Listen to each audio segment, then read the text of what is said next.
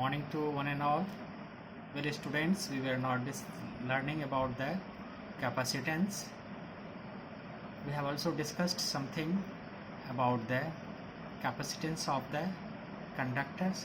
Now today we are going to study about the capacitance of an isolated spherical conductor and capacitor, isn't it? So please come to the point. I am making it clears with the help of the copies. Just pay focus on the copies. Discuss with you. Well, students, you please see a capacitance of an isolated spherical conductor. Consider this is an isolated spherical conductor of radius r. Let the q charge is now given to this spherical conductor, which is uniformly distributed over. It can be assumed that the total charge of the sphere is concentrated at the center of the sphere. Then the potential at any portion of the spherical conductor will be, V is equal to 1 by 4 pi epsilon naught q upon r. Then we know that the capacitance of the spherical conductor situated in vacuum, capacitance, you see this is what now, capacitance of spherical conductor is equal to what now, q upon v, that we have already come to know. Then you see in place of v is equal to 1 by 4 pi epsilon naught q upon r. In this equation we will write this what now, c is equal to q upon v. In place of v we are writing 1 by 4 pi epsilon naught q upon r. 1 by 4 pi epsilon naught q upon r. This q will be now cancelled. Then the total system will come up. The c is equal to what now, 4 pi epsilon naught r.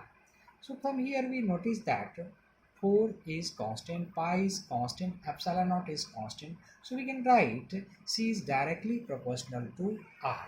It means the capacitance of the spherical conductor is proportional to its radius. Larger the sphere, larger is its capacitance or capacity. And you know that now smaller the radius, smaller will be the capacitance or capacity of the conductor. So this is the case of the capacitance of an isolated spherical conductor. Is what now, c is equal to 4 pi epsilon naught r. Well, students, now okay. Now we are now coming to the point capacitor, isn't it? What is capacitor? It is always asked. The capacitor is nothing. It is simply an arrangement of two conductors separated by an insulating medium. That is, once again I am going to make you clear. The capacitor, it is nothing. It is simply an arrangement of two conductors separated by an insulated medium that is used to store electric charge and electric energy. In general, we see the capacitor is of different types depending upon their shape and sizes. The capacitor consists of two conductors of any shape separated by a non-conducting medium such that it can store electric charge. The pictorial symbols of a capacitor is, now you see the simple pictorial form is what now, this is the fixed capacitance of the fixed capacitor, right? This is the capacitor, you see this is the capacitor. The capacitor of fixed capacitance, isn't it? And now you see this is what now, this is the capacitors of the variable capacitance, isn't it? I have already stated you that now the capacitor is varying on the basis of their shapes and size. The simple capacitors is what now, parallel plate capacitors, that we are going to understand in your standard. You see, it is the simplest capacitor which consists of two large plane parallel plates separated by a small distance. This is what now, you see, this is the parallel plate capacitors. Okay, but this is parallel plate capacitors. In this case, we consider the parallel plate capacitor R and S. You see R and S, isn't it? These two plates. The plate R is given to the charge plus Q, and the plate S is given to the charge minus Q. Let plus sigma and minus sigma be the surface charge density of plate R and S respectively. Let A, isn't it? A with the area of cross section of each plate, and the distance between these two plates is what now? D. Understand? This D is what? The distance between two plates. Then you see in the outer region of the upper plate and the below of below the lower plate, the electric field will be what? Electric field will be what now? Cancel out, and net electric field is what now? 0 is equal to sigma by 2 epsilon naught minus sigma by 2 epsilon naught. That becomes how much? That becomes 0, isn't it?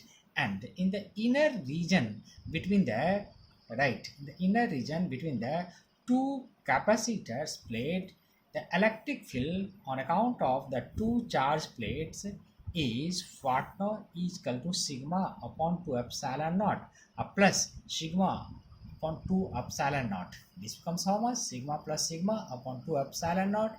You find this is now finally sigma by epsilon naught. So the electric field inside the two plates is what now? Is equal to sigma upon epsilon naught. Also, the potential difference between the plates is what now? Electric field into distance between the two plates, isn't it? That is what now? V is equal to ED. Now, you know, in place of E, we will write sigma epsilon naught, the sigma upon epsilon naught into D, isn't it? Do you see, students? Do you have any problem? Now, please come to the point. Hence, the capacitance of the parallel plate capacitor is what now? Q upon V. So, in place of V, we will write this value, and in place of Q, you will write now sigma A, isn't it? Finally, writing the value of these two, we find C is equal to sigma A upon sigma D upon epsilon naught. Sigma sigma cancel. Now you please find epsilon naught A upon D. So C is equal to what? Epsilon naught A upon D. This is the capacitance of the parallel plate capacitors. So we observe that the factors on which the capacitance of a parallel plate capacitor depends upon what now? First is what? Area of the plates. That means C is directly proportional to A. And you see, it also depends upon the D, the distance between the plates. C is inversely proportional to D. And the permittivity of the medium, right, between the two plates. The C is directly proportional to epsilon naught. So from here we find C is directly proportional to epsilon naught, C is directly proportional to A, and C is inversely proportional to D. That ends for the parallel plate capacitors. You might have come to know each and everything very clearly. Still you are having any sort of problem, I will make it clear in my next class. Thank you. Have a nice day.